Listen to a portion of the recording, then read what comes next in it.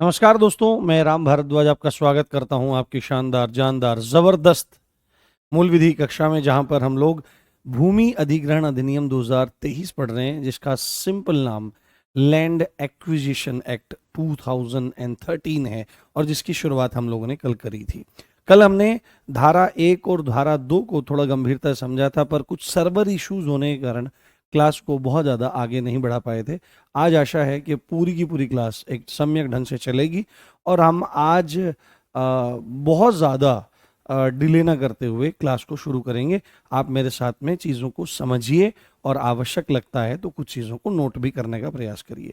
आज हम सीधे धारा 3 से पढ़ना शुरू करेंगे, जहां से परिभाषाएं चालू होती हैं। विभिन्न परिभाषाओं को आपको देखना ज़रूरी है, क्योंकि उन परिभाषाओं से प्रश्नों का आ जाना कोई बड़ी बात नहीं है। वो बहुत इंपॉर्टेंट फैक्ट्स हैं जो आपके लिए मूल विधि में भी काम आएंगे और आपके लिए जीएस वाले सेक्शन में भी वो काम आ सकते हैं। ठीक है, चलिए चलें शुरू करते हैं आज। ठीक है, देखो ये बुक आपने देख ली होगी, ऑर्डर कर ली होगी, दैट्स ऑल। आगे बढ़ते हैं। अगर आपको अभी तक नहीं करी है तो आप इसको कर सकते हैं, कोई दिक्कत वाली बात नहीं। चलिए, हमारा क्या चल रहा है? हमारा चल रहा है भूमि अधिग्रहण अधिनियम। भूमि अधिग्रहण अधिनियम, भूमि अधिग्रहण अधिनियम, भूमि अधिग्रहण अधिनियम, भूमि अधिग्रहण अधिनियम सन 2013। सन 2013 का ये एक्ट है और इसमें जो अब हम धारा पढ़ने जा रहे हैं वो धारा कौन सी है? वो धारा है आपकी 3। सेक्शन कौन सा है? 3 है। और 3 में यहाँ पर क्या है, हर एक्ट में धारा जो 3 होती है वो किसी न किसी बात को बताती है और धारा 2 जो होती है उसमें परिभाषाएं होती हैं। पर यहाँ पर सेक्शन 2 ये बात बताता है कि ये एक्ट किस किस स्थान पर प्रयोग किया जा सकता है, कहाँ कहाँ पर ये लागू होगा और क्या क्या बनाने के लिए इसको लागू कर किया जा सकता है। इसको लागू करने के साथ साथ कौन कौन सी जगहें हैं कौन कौन सी जगह हैं जिनके लिए आपको भूमि अधिग्रहण करनी पड़ सकती है। यहाँ पर धारा 3 में बहुत सारी परिभाषाएं हैं, उनको आपको ध्यान देना जरूरी है, अच्छे से समझना जरूरी है। डेफिनेशंस, डेफिनेशंस, ठीक है। तो सबसे पहले अगर हम यहाँ पर लेवें तो सेक्शन 3 में ही आएगा, ध्यान रखना, ठीक है। ऐसे तो मैं ध्यान रखूंगा, पर क्योंकि अभ्यास बना हुआ है 2 का, तो कहीं ऐसे 2 लिखा जाए, धारा 2 ऐसा करके, तो उसको आप 3 ही मानना और मुझे भी सचेत कर देना। हाँ ठीक है, क्योंकि यहाँ पर हम लिखते हैं धारा 3C। कौन सी? धारा 3C जो बात करती है प्रभावित कुटुंब के बारे में। किसके बारे में? प्रभावित कुटुंब। कुटुंब क्या होता है? कुटुंब फैमिली को कहा जाता है ना।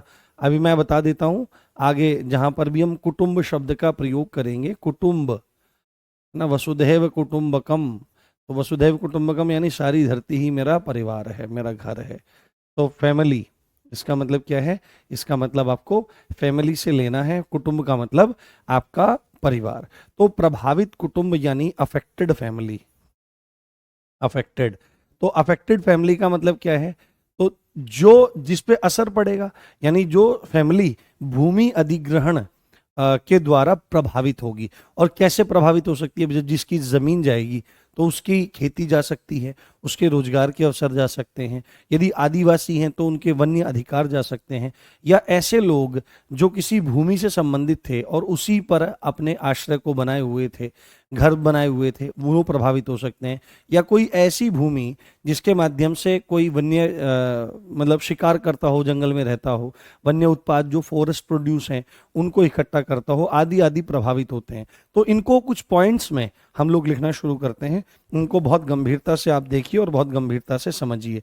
तो यहाँ पर पॉइंट नंबर 1 में प्रभावित कुटुंब में, तो ऐसा परिवार, मेरे साथ आप नोट कर सकते हैं, ऐसा परिवार, कुटुंब का मतलब परिवार से ही है, फैमिली से है।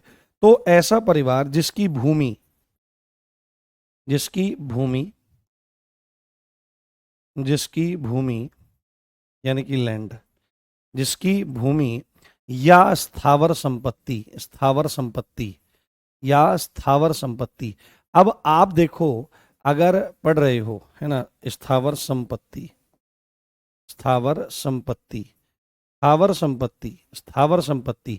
तो भूमि का मतलब यहां पर किससे है? भूमि मतलब लैंड से, ठीक है, भूमि मतलब लैंड से। और स्थावर संपत्ति किसको कहते हैं? स्थावर जो शब्द है ये अचल के लिए प्रयोग होता है, अचल यानी कि जो चीज चल नहीं सकती। तो भूमि अचल संपत्ति में किसी का मकान, दुकान, प्लॉट इत्यादि ये सब चीज आ सकता है, घर गिर है ना, खलियान इत्यादि आ सकता है। तो ऐसा परिवार जिसकी भूमि या स्थावर संपत्ति का अधिग्रहण किया जाता है, का अधिग्रहण, संपत्ति का अधिग्रहण, अधिग्रहण को ही अर्जन कहा जाता है, ले लेना, अर्जन किया जाता है, अर्जन किया जाता है। ऐसी फैमिली क्या क्या क्या कहलाएगी? ऐसी फैमिली आपकी अफेक्टेड फैमिली के अंतर्गत आती है। पहला पॉइंट है कि ऐसा परिवार जिसकी भूमि को या उसकी स्थावर संपत्ति को यानी अचल संपत्ति को, अचल संपत्ति में मैं फिर भी एक्सप्लेन कर देता हूं, जैसे किसी का मकान हो सकता है ना, कोई दुकान हो सकती है, या कोई प्लॉट वगैरह हो सकता है किसी का, है ना, आदि आदि, कोई भूमि का टुकड़ा हो सकता है। तो ये जो सब चीजें हैं, यदि ये अधिग्रहण कर ली गई हैं, अर्जित कर ली गई हैं, उनका एक्विजिशन हो गया है, तो ऐसी फैमिली क्या कहलाएगी? ऐसी फैमिली आपकी प्रभावित कुटुंब कहलाएगी। ठीक है, आगे बढ़ते हैं और चीजों को देखते हैं, और कौन कौन सी फैमिली आपकी प्रभावित कुटुंब की श्रेणी में आपकी आ सकती है। तो ऐसा परिवार,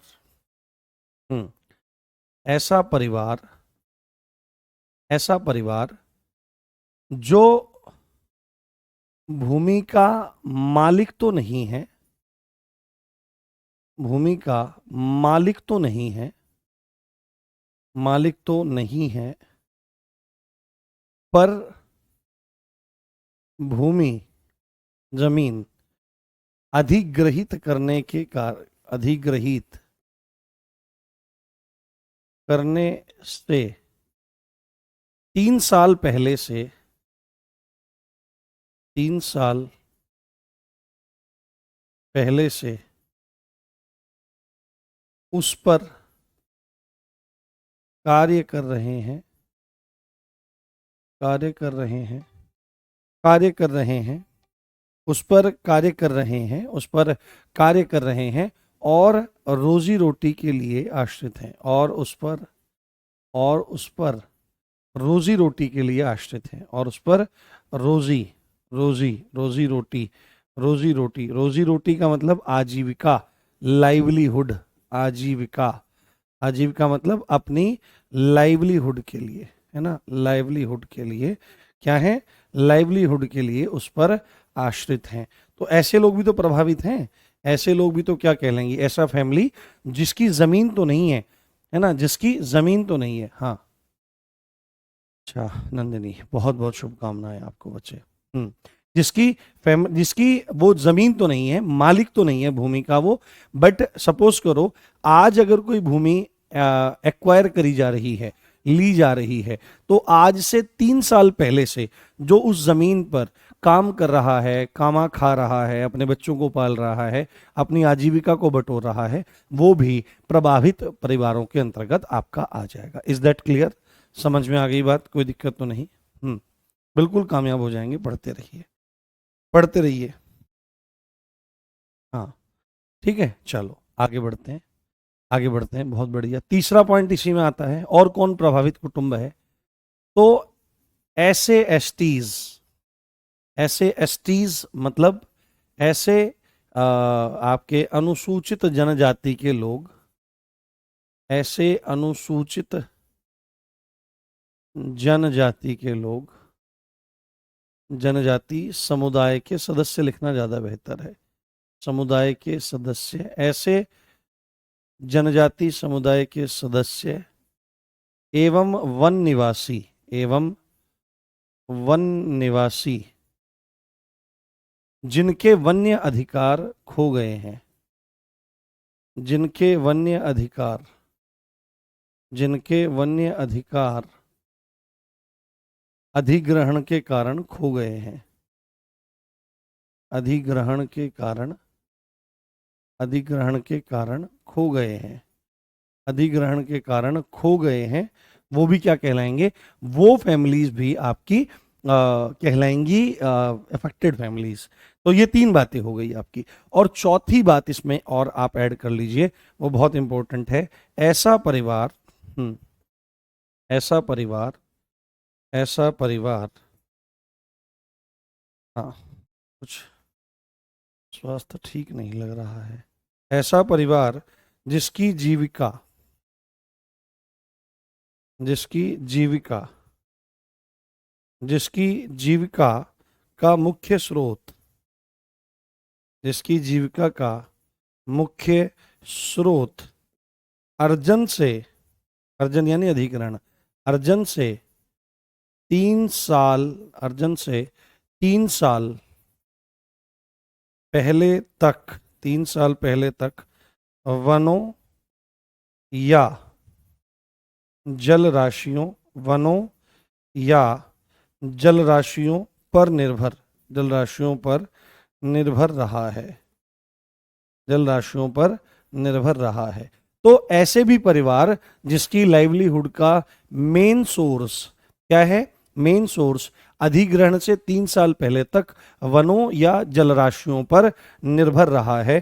तो बहुत सारे लोग ऐसे हो सकते हैं कि जिनका जलराशियों पर है, जैसे जैसे इसमें क्या हो सकता है, जैसे आजीविका का स्रोत क्या हो सकता है, जैसे इसमें वन उपज इकट्ठा करना, वन उपज, वन उपज मतलब होता है forest produce, forest produce, forest produce आपका हो जाता है, फॉरेस्ट प्रोड्यूस इकट्ठा करना, फॉरेस्ट प्रोड्यूस इकट्ठा करना, ये आजीविका का स्रोत हो सकता है। दूसरा हो सकता है शिकार करना, भाई अगर किसी जमीन पर कोई रह रहा था और वनों वनों के कारण वनों को अधिग्रहित किया गया है, और या जिन जगह पे वो लोग रह रहे हैं वहां से वो शिकार इत्यादि करते थे, उससे अपनी लाइफ चलाते थे, तो ये भी इफेक्टेड फैमिलीज में आ जाएंगे। और आपका मछली पालन हो सकता है, कोई लोग मछली पालन कर रहे थे, तो ये भी आजीविका का स्रोत हो सकता है आपका। तो अगर इस तरह के जो मुख्य स्रोत हैं, है ना, जो मुख्य स्रोत हैं वो प्रभावित होते हैं किसी परिवार के, तो वो सब किस में आ जाएंगे, वो आपके सब अफेक्टेड फैमिलीज में आ जाएंगे, वो आपके, हाँ, हाँ, हाँ, हाँ, बहुत बढ़िया, ठीक है। आज लाइट नहीं है और यहाँ पर हीट इतनी ज़्यादा हो रही है क्योंकि बारिश लगातार चल रही है ना, और बस पढ़ाना मुश्किल हो जाता है, एक तो उमस हो रही है, ऊपर से इतनी हीट है। तो यहाँ पर ये चीज़ें आपकी हो जाएंगी। ऐसा परिवार जिसकी जीविका का मुख्य स्रोत अर्जन से 3 साल पहले तक वनों या जलराशियों पर निर्भर रहा है, जैसे वन उपजों को इकट्ठा करना, शिकार करना, मछली पालन करना, ऐसे परिवार आपके क्या कहलाएंगे, ऐसे परिवार आपके अफेक्टेड फैमिलीज के अंतर्गत आएंगे। एक पॉइंट इसमें आप एक्स्ट्रा जोड़ लीजिए कि केवट, है ना, इसमें एक इंपॉर्टेंट है केवट, केवट है ना, केवट जो होते हैं, केवट भी इसी में शामिल है, केवट भी इसी में शामिल है, केवट भी इसी में शामिल है ना, केवट भी इसी में शामिल है। क्योंकि केवट जो होते हैं, केवट किनको कहते हैं, जो मल्लाह होते हैं उनको केवट कहा जाता है, जो नाव चलाने का काम करते हैं, तो उनकी लाइफ भी तो जलराशियों पर निर्भर कर रही है ना, आप ये चीज नोटिस करो। तो वनों पर निर्भर हो रहा है, वन उपज, शिकार, मछली पालन जलराशियों पर हो रहा है, केवट भी उसी में शामिल है, तो केवट भी उसमें प्रभावित हो सकता है। हाँ, ठीक है, चलिए, बहुत बढ़िया।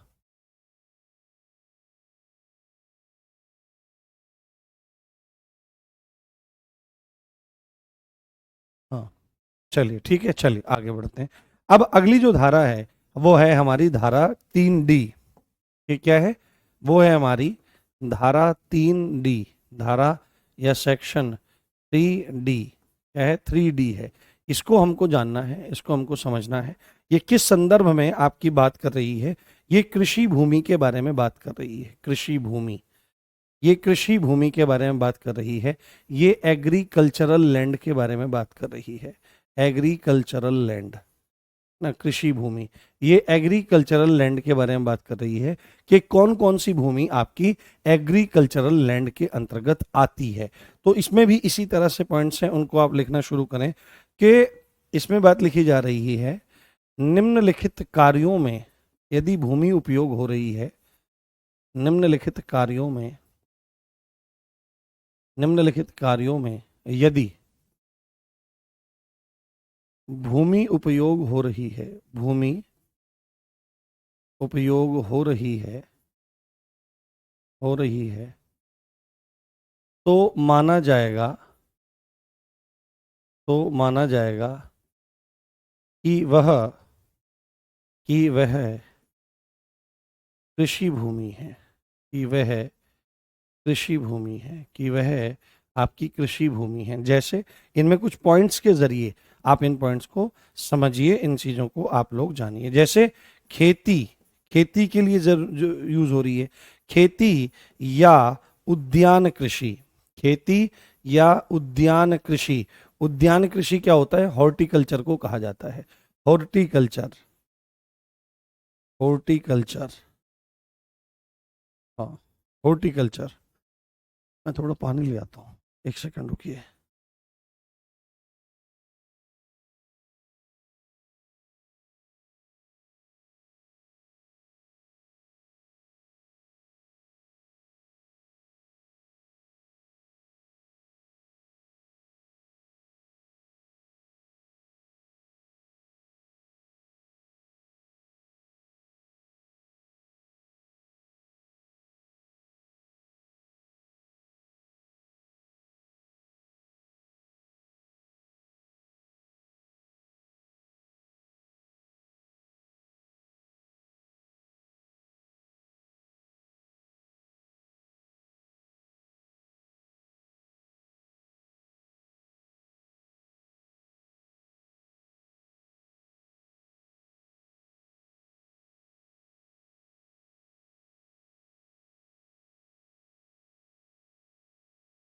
जी,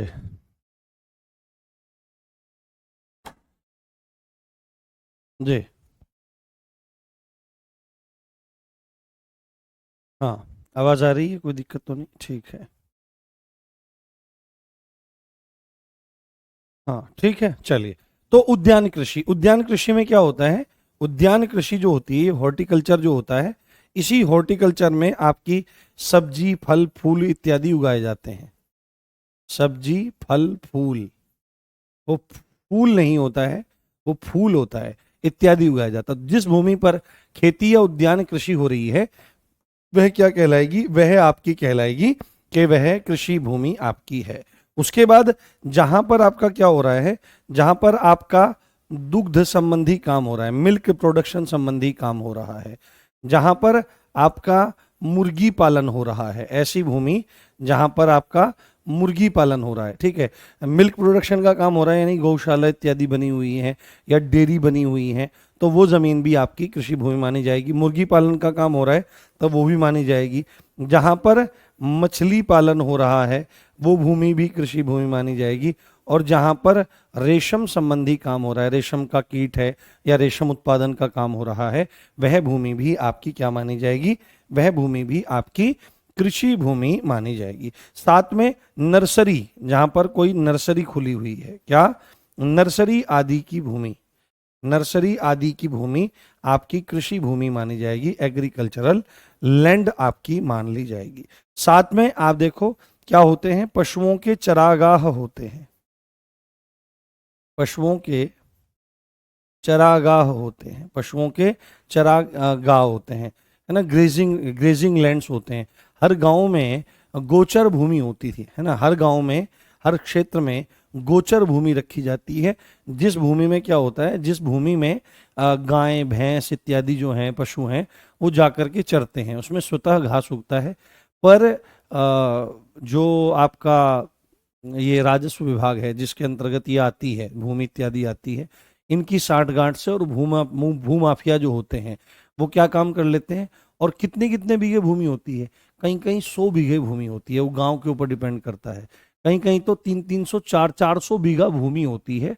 और उस भूमि को रुपए पैसे लेकर के पटवारी इत्यादि जो लोग होते हैं, जो बड़े अधिकारी होते हैं, कानून गो इत्यादि होते हैं, वो क्या काम कर देते हैं, लोगों को अलॉट कर देते हैं कि भाई तुम्हारी है, और उसको पट्टे में चढ़ा के रखते हैं पूरा।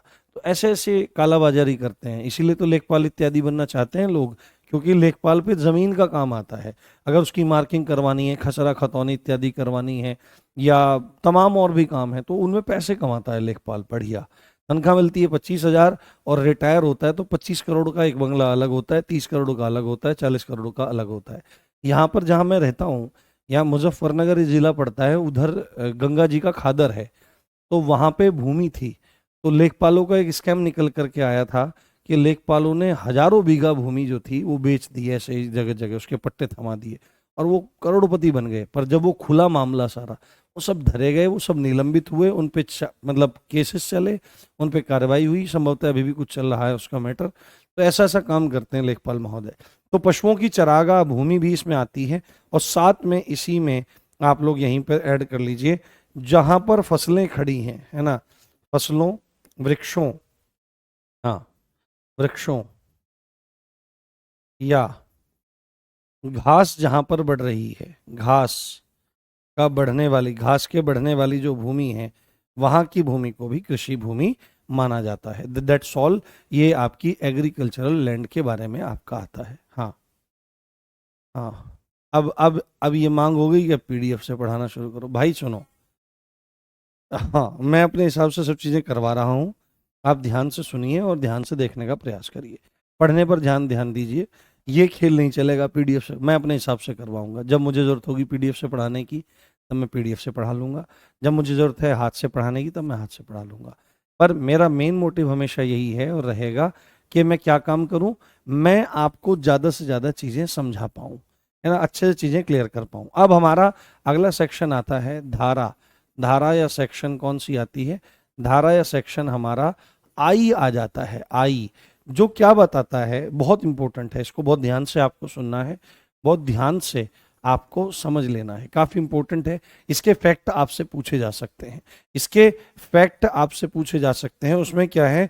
अर्जन की लागत, अर्जन, हाँ, अर्जन की लागत, अर्जन मतलब वही अधिग्रहण, कॉस्ट ऑफ एक्विजिशन, है ना, cost of acquisition, cost of acquisition, cost of acquisition के अगर सरकार क्या करना चाह रही है, सरकार किसी भूमि की लागत, है ना, सरकार, इसमें सीधे सीधे लिखिए, सरकार किसी भूमि, है ना, सरकार किसी भूमि को,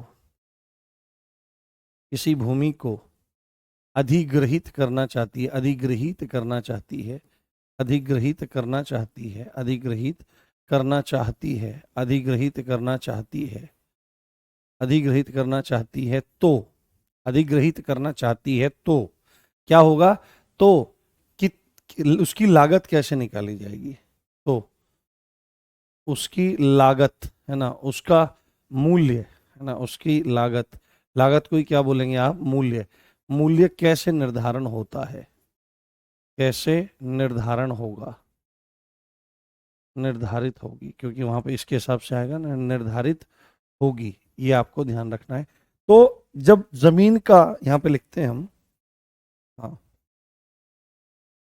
जमीन की कीमत किस तरह डिसाइड मानी जाएगी, जमीन की कीमत किस तरह डिसाइड मानी जाएगी, तो इसमें कुछ पॉइंट्स हैं, उन पॉइंट्स की तरफ आपको ध्यान रखना है। क्या पहला क्या होगा इसमें पॉइंट आपका? पहला होगा मुआवजे की रकम, के क्या मुआवजा उस व्यक्ति को दिया जाएगा, मुआवजे की रकम, मुआवजे की रकम दी जाती है कि जो भी उस समय सर्किल रेट चल रहा है। आपको क्या लगता है, सुनो, आपको क्या लगता है कि जब किसी की जमीन ली जाती है तो भाई यहाँ पे 10 लाख रुपए बीघा होती है जमीन, यहाँ पे सरकार 25 लाख रुपए बीघा दे रही है, अरे भाई कमाल करती है। तो आपको क्या लगता है कि सरकार उसके 25 लाख रुपए दे रही है आपको, उसमें उस जमीन के 25 लाख नहीं मिल रहे हैं भाई, उसमें उस जमीन के 25 लाख नहीं मिलते, उसमें देखो क्या क्या होता है, मुआवजे की रकम होती है, जो आपकी जमीन ली है उसकी रकम दी जाती है, उसके मुआवजे की रकम दी जाती है। साथ में क्या दिया जाता है? साथ में उस भूमि पर खड़ी फसल का दाम दिया जाता है, माना जाता है उस भूमि पर खड़ी फसल का मूल्य दिया जाता है, फसल का मूल्य, फसल का मूल्य दिया जाता है, फसल का मूल्य दिया जाता है। ये प्लस होता है, ये प्लस करते चले जाओ आप इसमें, इसको क्या करते चले जाओ, इसको प्लस करते चले जाओ सबको। उसके बाद उसमें क्या होता है, उसके बाद अब क्योंकि आपने उसकी जमीन ले ली है, और उसकी फसल ले ली है ना। अगर वहां पर फसल खड़ी हुई है तो फसल का मूल्य भी वहां पर मिलेगा, ठीक है, वहां पर फसल का मूल्य भी मिलेगा। नहीं, नेटवर्क का कोई इशू नहीं है, ठीक है। एक ही बच्चा लिख रहा है नेटवर्क इशू। इशू नहीं होता है, इशू होता है बेटे। हम्म हम्म, ठीक है। और क्या जुड़ता है इसमें, और क्या जुड़ता है इसमें आपका, ये ध्यान रखना है आपको। और क्या जुड़ता है, और जुड़ता है प्रभावित परिवार, जो भी अफेक्टेड फैमिली है, प्रभावित परिवार, प्रभावित परिवार के दोबारा बसने के लिए, प्रभावित परिवार के दोबारा बसने के लिए, प्रभावित परिवार के दोबारा बसने के लिए भूमि और भवन की लागत, भूमि और भवन की लागत, भूमि और भवन की लागत कि अगर वो दोबारा जब जहां पर बसेंगे, अगर किसी घर को लिया गया है तो मुआवजे की रकम दी जाएगी, साथ में इतना पैसा दिया जाएगा कि बताया जाएगा वहां पर जाकर बस जाओ, तो वो क्षेत्र तुम्हारे लिए खाली है। तो वहां पर जाने के लिए जो प्लॉट लिया जाएगा और उसमें मकान बनाने का जो खर्चा आएगा, ये भी आपकी इसमें जोड़ी जाती है, किसमें, आपकी जमीन की लागत में जोड़ी जाती है प्लस। और साथ में आपका क्या होता है, अंत में क्या होता है, अंत में क्या होता है, अब सरकार खाली ऐसे तो छोड़ नहीं देगी कि जाओ बस जाओ, वहां पर बिजली पानी इत्यादि की व्यवस्था भी करनी पड़ेगी, तो उसको भी थोड़ा सा आपको ध्यान रखना पड़ेगा। तो कहाँ लिखे, यहाँ पे लिख देते हैं, दोबारा, दोबारा बसने वाले, है ना, दोबारा बसने वाले क्षेत्रों में, क्षेत्रों में अवसंरचना, इंफ्रास्ट्रक्चर, अवसंरचना, अवस्थापना, infrastructure, infrastructure, infrastructure, infrastructure, infrastructure और और सुख सुविधाओं की लागत, सुख सुविधाओं की लागत, सुख सुविधाओं की लागत भी उसमें जोड़ी जाती है, सुख सुविधाओं की लागत भी उसमें जोड़ी जाती है। तो ये है आपका कॉस्ट ऑफ एक्विजिशन। क्या चीज है, कॉस्ट ऑफ, हाँ, हम्म, ठीक है। चलिए, तो इसमें क्या है आपका सेक्शन एस आई, है ना, सेक्शन आई, अर्जन की लागत, कॉस्ट ऑफ एक्विजिशन। सरकार किसी भूमि को अधिग्रहित करना चाहती है तो उसका मूल्य कैसे निर्धारित करेगी, उसका मूल्य निर्धारित होगा कि मुआवजे की रकम जोड़ी जाएगी, उस भूमि पर खड़ी फसल का मूल्य जोड़ा जाएगा। अगर कहीं मकान दुकान किसी की थी तो प्रभावित परिवार को दोबारा बसने के लिए भूमि और भवन की लागत दी जाएगी, और साथ में दोबारा बसने वाले क्षेत्रों में अवसंरचना, इंफ्रास्ट्रक्चर, जो भी है, बिजली के खंभे खड़े करने हैं, सड़कें बनानी है, पानी की टंकी करनी है, स्कूल बनाने हैं, जो भी कुछ व्यवस्था करनी है, और बाकी सुख सुविधाओं की लागत ऐड करके जमीन की कीमत निकाली जाती है। क्या होता है, जमीन की कीमत निकाली जाती है। ठीक, क्लियर हो गया। हाँ, तीन का आई है, हाँ, बिल्कुल बेटे, तीन का आई है वो। हाँ, हाँ, नहीं, मधुमक्खी के पालन के बारे में इसमें नहीं है। कुक्कुट, कुक्कुट किसको कहते हैं, अरे तुमको कुक्कुट नहीं पता किसको कहते हैं, कुक्कुट किसको कहते हैं, अरे वाह, मैं तो सोचा मेरे बच्चे होशियार हैं। ये जो मुर्गी है, मुर्गी को ही तो कुक्कुट बोला जाता है। मुर्गी, मुर्गी मुर्गा, मुर्गी पालन, मुर्गी पालन को ही, मुर्गा पालन को ही कुक्कुट बोला जाता है, कुक्कुट, कुक्कुट पालन। वाह रे भाई, वाह रे मेरे दरोगाओं, तुमको तो शब्दों का थोड़ा सा, मूलभूत शब्दों का भी नहीं पता है पर कोई बात नहीं, ऐसा रहता है, अंग्रेजी से आप पढ़े हुए होंगे। हम्म, हाँ, नेटवर्क इशू नहीं है बेटे, समझ में आ गया, एक बार बताओ। हाँ, हाँ, बताओ, क्लियर हो गया यहाँ तक। हाँ, हाँ, ऐसा बिजली वाले इस दौरान बहुत अच्छी तरह परेशान करते हैं। हाँ, चल मूल विधि चलेगी भाई, ये तो 1-1.5 महीना और चलेगी, 1.5-2 महीने और चलेगी क्लास। पढ़ते रहो आराम से, क्या दिक्कत है? मुझे देखना अच्छा नहीं लगता आपको?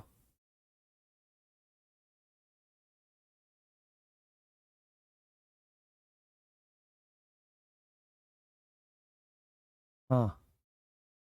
बोरिंग। पेनसिल की निब मोटा कर लीजिए, अच्छा ठीक है, कर लेते हैं। बोरिंग। हाँ हो जाता है कई बार ना कुछ। ये है थोड़ा सा बोरिंग ना, ये क्योंकि इंटरेस्टिंग नहीं है। कुछ एक्ट ऐसे ही हैं, जैसे अगला एक्ट है वो इनकम टैक्स एक्ट है, वो भी बहुत बोरिंग है।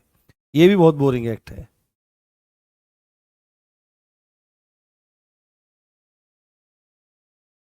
हाँ।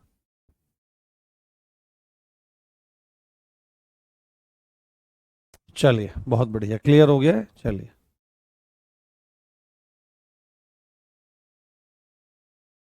समझ में नहीं आया है? क्या समझ में नहीं आया इसमें?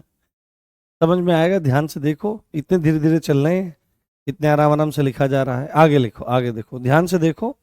अगर कुछ दिक्कत फिर भी आती है तो डाउट ग्रुप में बताना, उसमें देखेंगे। हाँ। थोड़ा फैमिली में एक मेंबर बीमार चल रहे हैं। हाँ, 1 हफ्ते से ज़्यादा हो गया है, मैंने बताया भी था आपको। तो उसकी वजह से सब टेंशन चल रही है, आप मेरी भी हालत देख सकते हैं, बुरा हाल है मेरा भी। और कुछ ये रही सही बिजली कमी पूरी कर रही है। हाँ। हाँ, अगर पीडीएफ वगैरह से कराएं तो जल्दी हो जाएगा, बट फिर उसमें और कब बच्चे ऐतराज करते हैं, तो चलने दो, कोई दिक्कत नहीं है। आप लोग डिसाइड करते हो कि टीचर को कैसे पढ़ाना है, तो कोई बात नहीं, जैसे भी है चलिए। उसके बाद हमारा आ जाएगा धारा। धारा या सेक्शन। सेक्शन 3। 3 में आपका आ जाएगा के। 3 के। 3 के ये बात करता है विस्थापित कुटुंब की। किसकी? विस्थापित कुटुंब की। विस्थापित, विस्थापित मतलब एक स्थान से जो दूसरे स्थान पर लेके जाया गया है, विस्थापित कुटुंब की ये चर्चा करता है। हाँ। हाँ, 1894 में क्या हुआ था, वो पहला है, पहले एक्ट के बारे में है। बीएनएस का नंबर इसके बाद आएगा। शायरी सुना के। हाँ, चलो सुनाते हैं शायरी, कोई दिक्कत वाली बात नहीं है। विस्थापित कुटुंब, डिस्प्लेस्ड फैमिली। Displaced family. हाँ, डिस्प्लेस्ड फैमिली, डिस्प्लेस्ड फैमिली, ये इसको थोड़ा जानना चाहिए। तो इसमें आपको सीधे सीधे लिखना है, डिस्प्लेस्ड फैमिली में वे परिवार, वे परिवार, इसमें वो फैमिलीज आती हैं, वे परिवार जिनका, जिनका भूमि अधिग्रहण, जिनका भूमि अधिग्रहण, जिनका भूमि अधिग्रहण प्रभावित क्षेत्र में, प्रभावित क्षेत्र में, जिनका भूमि अधिग्रहण प्रभावित क्षेत्र से, है ना, से लिखा जाएगा, भूमि अधिग्रहण प्रभावित क्षेत्र से रीसेटलमेंट होना है।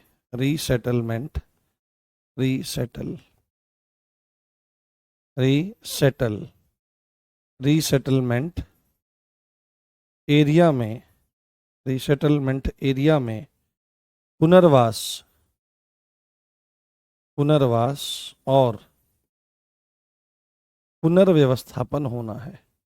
पुनर्व्यवस्थापन होना है, पुनर्व्यवस्थापन होना है ना, होना है। सीधे सीधे डिस्प्लेस्ड फैमिली का मतलब है कि जहां अधिग्रहण हो रहा है जिस जमीन में, उस अधिग्रहण की जाने वाली भूमि में से जहां पर दूसरी जगह ले जाकर के बसाया जाना है, तो वहां पर ले जाने वाली फैमिलीज को विस्थापित कुटुंब की श्रेणी में रखा जाता है। सपोज करो, सपोज करो, मान करके चलो, मान करके चलो कि ये वो जमीन है जहां पर लैंड एक्विजिशन हो रहा है, और यहाँ पर ये फैमिली है, ये क्या है, ये ए फैमिली है, ये ए आपकी फैमिली है, ए आपकी ये फैमिली है, और ये वो एरिया है, ये रीसेटलमेंट एरिया है, रीसेटलमेंट एरिया है। तो यहां से जब इस फैमिली को यहां ले जाया जाएगा, तो यही फैमिली आपकी क्या कहलाएगी, यही फैमिली आपकी डिस्प्लेस्ड फैमिली कहलाएगी। क्या कहलाएगी बेटे? यही आपकी डिस्प्लेस्ड फैमिली कहलाएगी। डिस्प्लेस्ड फैमिली ये आपकी कहलाएगी। हाँ। हाँ। हाँ। हाँ, प्रदीप कुमार बोल रहे हैं। प्रदीप कुमार बोल रहे हैं, सर मुझे क्या पागल समझ रखा है, मुझे समझ नहीं आया, दोबारा समझाओ।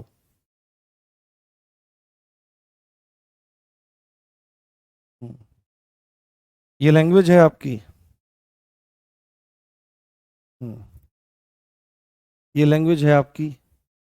आपका कमेंट पहले आया ही नहीं अभी मेरे पास, और हजारों कमेंट चल रहे हैं, उसमें अभी आपका कमेंट दिखाई दिया। हाँ, जो हुकुम आका, हुजूर, कहें तो आपके घर आ जाऊं, आपके पैर धो के पी लूं। आपको अगर समझ में नहीं आया तो अपनी बात रखनी चाहिए। ये कौन सी भाषा, मुझे क्या पागल समझ रखा है? वाह, आपकी भाषा को प्रणाम है, आपके संस्कारों को प्रणाम है। क्या समझ में नहीं आया हुजूर आपके? बताइए क्या समझाया जाए आपको, क्या समझ में नहीं आया आपको हुजूर? मालिक, आपके दिए हुए तो टुकड़े खाते हैं हम, आपने आज्ञा करी है। हाँ,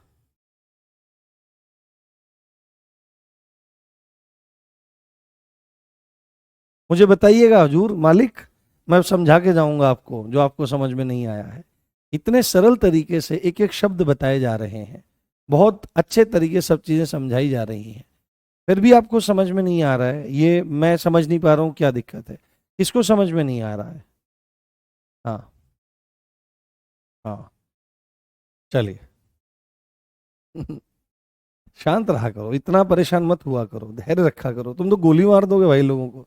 आपको क्या समझ में नहीं आया वो बताओ आप हमको, मैं ना समझाऊं तो वो बात है, आप ग्रुप में डालो, और मैं प्रयास यही करता हूँ कि सब चीजें आपको समझ में आती रहें।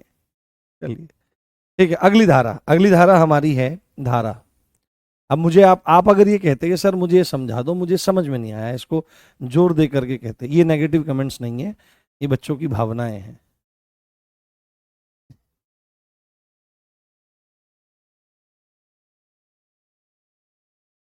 हाँ,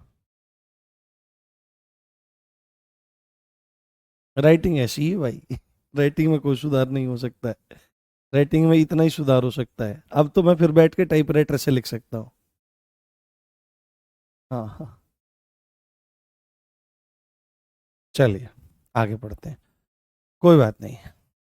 चलिए, यहां पर हम लिखते हैं हमारा कौन सा, सेक्शन एम लिखते हैं, और सेक्शन एम में वो सीधे बोलता है परिवार, है ना, परिवार या कुटुंब की परिभाषा, या कुटुंब की परिभाषा, या कुटुंब की परिभाषा,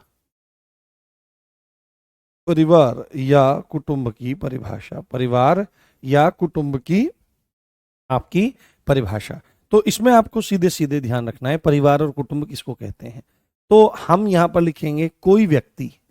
अब इस कोई व्यक्ति में कोई भी हो सकता है, कोई पुरुष हो सकता है, कोई स्त्री हो सकती है, तो किसी भी परिवार का ये एक हिस्सा होता है। आपने क्या चीज देखी होगी कि जब शादी हो जाती है ना, जब शादी हो जाती है ना, जब शादी हो जाती है तो फिर आपको, जैसे आप अपनी फैमिली में अभी तक रह रहे थे, तो अभी तक आप अपनी फैमिली में हिस्सा थे, आप अपनी फैमिली का हिस्सा थे, बट जैसे ही आपकी शादी हो जाती है तो आपको एक फैमिली का हिस्सा नहीं माना जाता, आपकी एक अलग फैमिली मानी जाती है।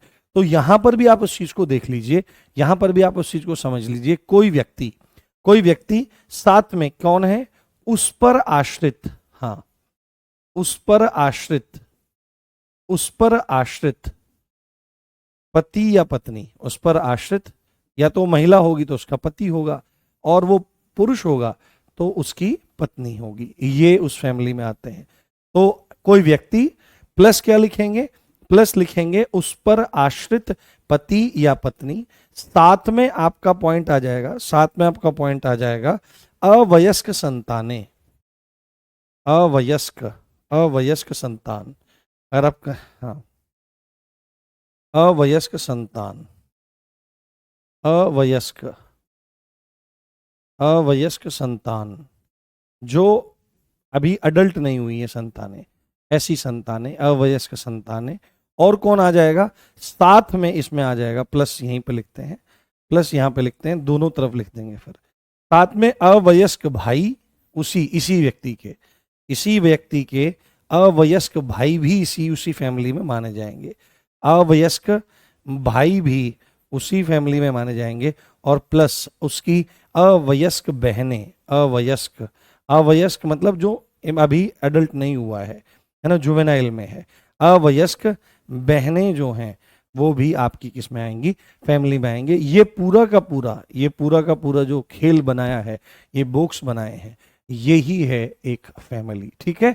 तो यहां से नहीं लिखता, कभी आपको डाउट हो जाए तो एक ऐसा आदमी, उस पर आश्रित कोई व्यक्ति, उस पर आश्रित उसका पति या पत्नी, साथ में उसकी अवयस्क संतानें, साथ में उसका अवयस्क भाई या भाई हो बहुत सारे, या उसकी बहन हो या बहनें हो, इन सब को एक फैमिली में काउंट किया जाता है, ठीक है। एक फैमिली में इसको काउंट किया जाता है। हम्म।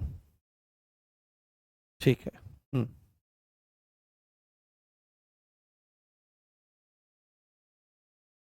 हम्म। चलिए बहुत बढ़िया, ठीक है। अब इसमें बहुत बढ़िया, हालत खराब हो रही है भाई। इसमें एक पॉइंट है, इसमें एक पॉइंट है आपका, इसमें एक पॉइंट है आपका, इसमें कुछ चीजें ध्यान रखनी चाहिए। इन इसमें लिख लीजिए, इन लोगों को परिवार में नहीं माना जाता, इन लोगों को, इन लोगों को फैमिली में काउंट नहीं किया जाता, फैमिली में, फैमिली में काउंट नहीं किया जाता, फैमिली में काउंट नहीं किया जाता। किनको, किनको, किनको फैमिली में काउंट नहीं किया जाता भाई, तो मैं यहां पर लिख रहा हूं एक तरफ, किनको, अगर कोई विधवा है, कौन है, अगर कोई विधवा है ना, किसी के घर में कोई विधवा महिला रह रही है, हाँ, विधवा, विधवा का पुल वो क्या होता है, विधवा का क्या बोलते हैं उसको,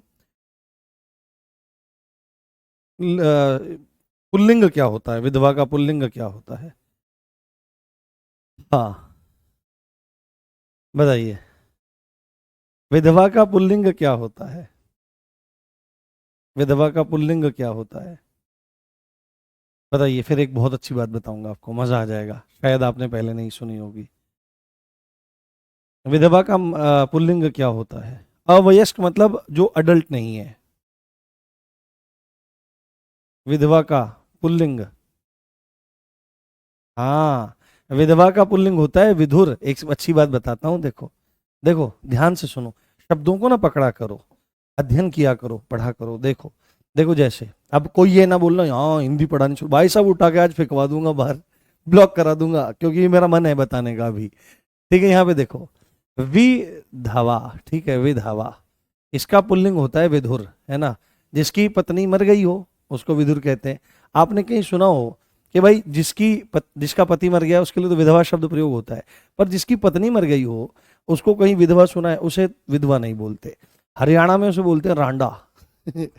और पश्चिम उत्तर प्रदेश में उसे बोलते हैं रंडुआ, ठीक है। और पूर्वी उत्तर प्रदेश में क्या कहते हैं मुझे नहीं पता, हो सकता है कह सकते होंगे, पर विदुर शब्द आपने बिल्कुल नहीं सुना होगा। अब इसमें एक इंपॉर्टेंट पॉइंट मैं आपको बताता हूं, यहां पर देखो वी उपसर्ग है, थोड़ा सा समझो इसको, मैं थोड़ा सा बताना चाहता हूं। वी उपसर्ग है, वी का मतलब होता है, वी उपसर्ग का मतलब होता है अलग या भिन्न होना, अलग या भिन्न होना। और यहां पर धवा, धवा जो है, धवा में मूल शब्द है धव, है ना, क्योंकि ये स्त्रीलिंग है इसलिए धवा हो गया है, क्योंकि इस महिला के लिए बोला जा रहा है ना विधवा।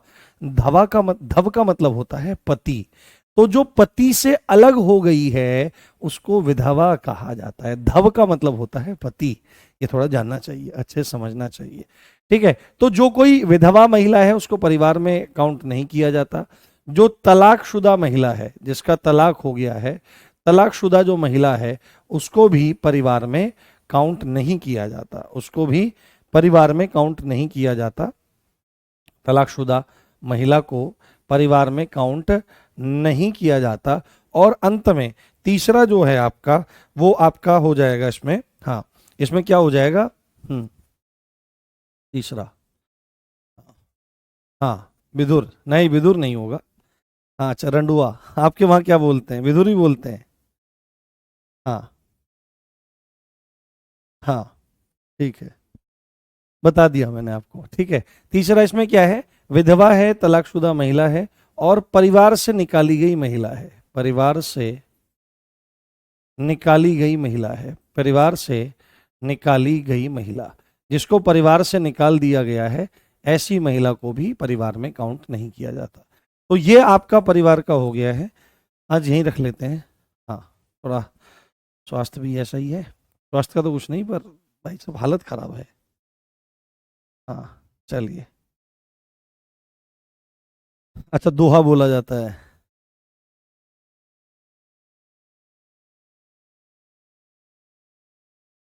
हाँ हाँ हाँ, धुर, धुर माने पत्नी, वी मतलब पत्नी से अलग। हाँ, ठीक है, आज यहीं रख लेते हैं, और फिर इसको आगे पढ़ेंगे। अच्छा, शायरी सुना दो, लो चलो शायरी सुनाते हैं। एक शायरी सुना करके फिर क्लास को बंद करते हैं आज।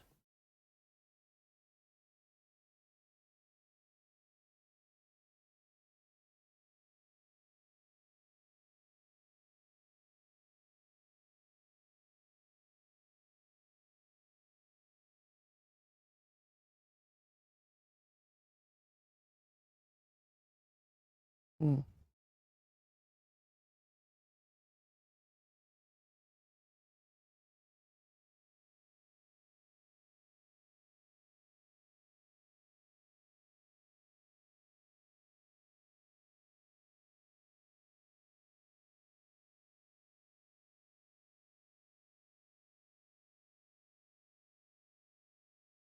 देखो, चलो सुनाते हैं। गैलरी ढूंढते हैं, हमारी कहाँ है, उसमें पड़े हुए हैं फोटोज।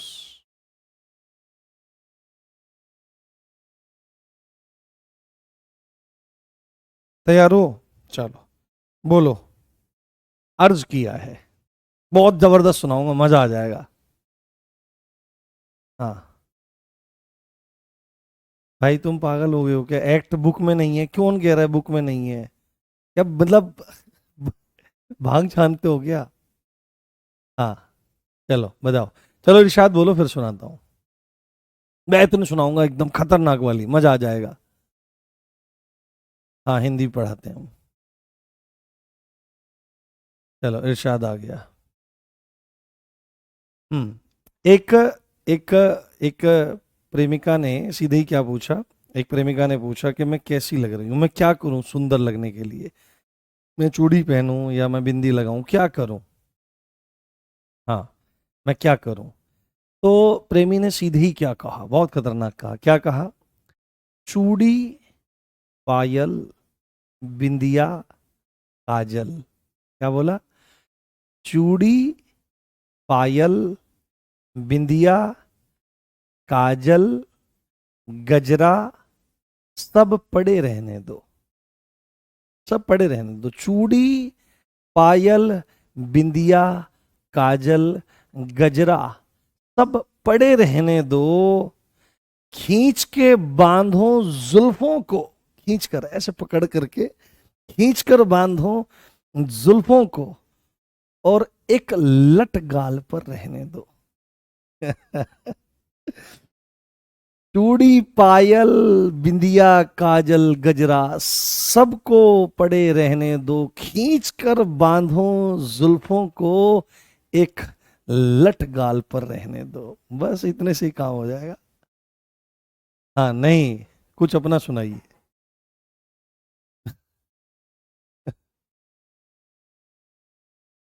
हाँ हाँ,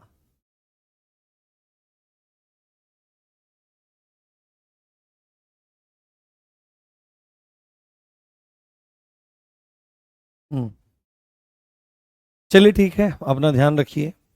मिलते हैं कल, मतलब कल का मतलब कल 4 बजे जरूर मिलेंगे। कल बीएनएस करेंगे, कल बीएनएस करेंगे, और बीएनएस में काफ़ी कल खींचेंगे। परसों मेरी मैराथन है, तो उसके बाद सोमवार में मिलेंगे, कुछ टाइप करवा के लाएंगे चीज़ों को, इससे थोड़ी सी और गति बढ़े, कुछ टाइप करेंगे, कुछ लिख करके पढ़ाएंगे।